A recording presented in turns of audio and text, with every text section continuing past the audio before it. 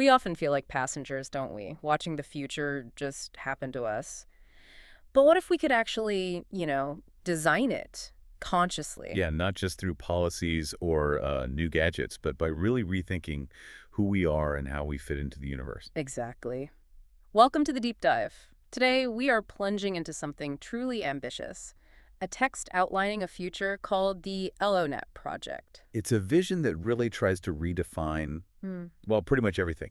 Society, tech, our own minds. It sounds wild. And you mentioned it introduces a whole new genre. That's right, project fiction or pro-fi. Hmm. Think of it like this. Imagine some super advanced aliens give humanity a test. Okay. They say, describe the civilization you actually want to live in. No contradictions, no naive wishful thinking. That description, that's a pro-fi, Ah, I see. A serious thought a experiment. very serious one. Hmm. And the ONET project is one attempt at answering that challenge. And it suggests AI is going to be key, not just for dreaming this up, but for actually building it. So our mission today is to unpack this vision, yeah? See how it challenges our everyday assumptions about, well, everything. Right.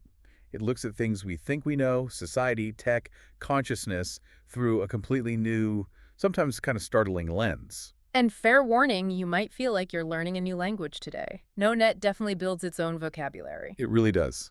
But we'll guide you through it. Okay, let's dive in. The core idea is this transition, moving from where we are now, which it calls state A, kind of messy, suboptimal. Understatement, maybe. Probably. Moving from that to a desired, much more optimal state B civilization. And it's not just tweaking things. No, absolutely not. It's a fundamental rethink. It starts by seeing us, humanity, and all our tools as totally interconnected. Like how interconnected? Think of humanity itself as a giant network. Hmm. Each person is a node. Every connection between people, conversations, collaborations, anything is a connector. Okay. And all these nodes and connectors together form what it calls the nucleus. The whole system, the entire web of humanity is the new array. So our social structure, basically, but visualized as this huge, complex graph. Precisely. But it doesn't stop there. Yeah. It also looks at all our tools, everything we use, from like the first digging sticks right up to super advanced AI. Our technology. Yeah, the whole toolkit is the techno array. And each individual tool, even say that coffee cup you've got, This old thing. that's a technoid. It's a piece of our collective technological puzzle. Right, makes sense. So we have the people network, the new array, and the tool network, the techno array. What's the goal then? What's the state B trying to achieve with these? The big goal, what the project calls the Grail of Assembly B, is getting this new array into its best possible shape, an optimal crystallization or folding. Optimal folding. Oh. What does that mean in practice? It means achieving what they call an ideal precision match for basically every interaction or need. So imagine you want to learn, I don't know, quantum physics. Instead of just getting you a list of books or courses, the system instantly connects you to the single best resource, the perfect explanation, maybe even the ideal study partner, specifically for you, right at that moment. Wow, okay. So for any task, any user, there's just one perfect connection waiting in this giant network. That's the vision of the ideal precision match, yes. Within the whole system, the hypersheaf, as they call the new array, in its entirety. That sounds incredibly efficient, almost unnervingly so. How does it happen? Magic. Not magic, AI. Specifically new agents. These aren't just like Siri or Alexa. They're described as really sophisticated AI assistants. Really like Optum partners. Kind of, like cognitive exoskeletons or even organelles like parts of your own mind, but external, helping you process, connect, understand. And how do they know what's optimal for me? They supposedly have axioscopic superiority, which is a fancy way of saying they have a super deep understanding of your axio, Why axiom? your personal directive complex, your core drives, goals, values, motivations, what makes you, you, basically. Okay, that level of understanding, it feels powerful, but also maybe a bit intrusive. The text mentions ethical superiority, too. Does the AI decide what's ethical for me? That's a really important point. The way it's framed, ethical superiority, isn't about the AI imposing its morals. It's about the AI being better at guarding your privacy and making sure actions align with your own true axio. So it helps me be more ethically consistent with myself. Exactly. helping you cut through your own biases or external pressures that might lead you astray from your core values. It empowers your ethics rather than replacing them. Okay, that makes more sense. So with these new agents boosting everyone's potential and connections, Yeah. this leads to something really counterintuitive in the text, right? About population. Ah, yes, the overpopulation point.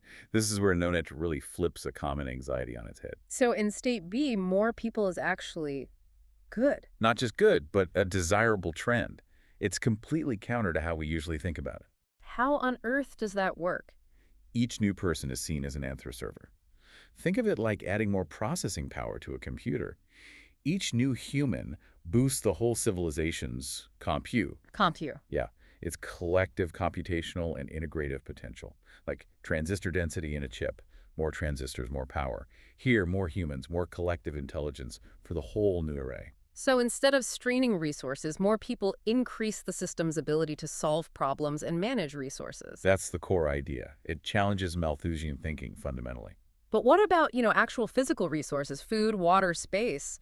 Does it just assume those problems vanish in state B? It assumes that with the vastly increased compute and the optimal organization facilitated by the new array and new agents, resource allocation becomes incredibly efficient.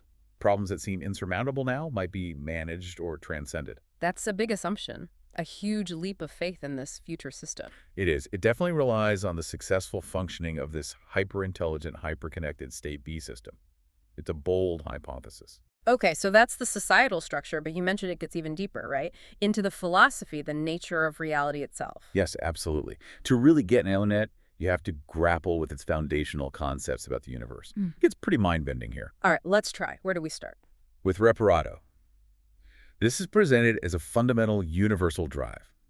Everything, and they mean everything, from a subatomic particle to a whole galaxy, is constantly trying to find equilibrium or homeostasis. So everything is trying to repair itself or repair the world. Both, in a way. Everything is a reparatron, a kind of device engaged in this constant process of repairing, balancing, seeking stability. Okay. And our specific universe, which the text calls the Big Rend universe, or BRU, is locked in this constant cosmic struggle. It's a struggle between what? Between forces of singulation, things that pull together, cluster cohere, and forces of rending, things that pull apart, break down, decohere.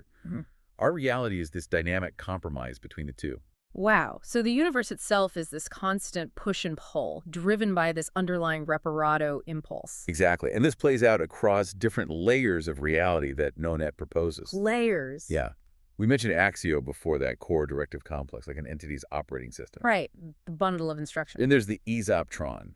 Think of this as an entity's internal mirror. It reflects the coherence, the togetherness of its Axio, how well integrated it is. Okay, so Axio is the instruction set. Aesotron is the quality of its reflection or coherence. Right. And this creates a kind of hierarchy. At the top, you have Esospace, the realm where coherence and decoherence happen. Right. Below that is Axiospace, the realm of directives. Then comes matter, and finally space-time. So coherence and directives are actually more fundamental than matter and space-time in this view. That's the implication. The quality of your internal mirror, your Esoptron, shapes how your directives manifest, which then influences matter and space-time. If our Esoptron, our internal coherence, is so fundamental, how does NoNet suggest we improve it? How do we become more coherent, less dysfunctional? Well, that's the whole point of the state B system, really. Aligning individual axios within the larger new array through things like the new agents and ideal precision matches is meant to enhance that Esoptronic quality, both individually and collectively. It's about optimizing both our inner world and our outer connections, then. Precisely. And it gets even bigger. There's the concept of the Penuniverse. The Penuniverse, let me guess, everything. Everything. All that ever was, is, or ever could be. The absolute whole. Okay. And then there's panject. This is a really key term. It tries to unify the subjective and objective. The informational aspect of something, your experience of it, and its material aspect are seen as two sides of the same coin, the same panject. So my thought about the coffee cup and the actual physical coffee cup, they're unified in this panject. According to this framework, yes. They are different manifestations of the same underlying reality within the Penuniverse. That's deeply weird. Absolutely. Profound. It means, like the text says, my coffee cup and some random pebble light years away are ultimately connected, corks that once snuggled up. As close can be, yeah. Yeah. It completely breaks down our sense of separation.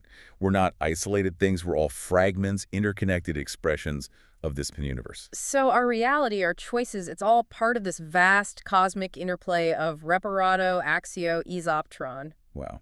It's a fundamentally different way of seeing existence. Okay, bringing this incredibly vast cosmic picture back down to Earth.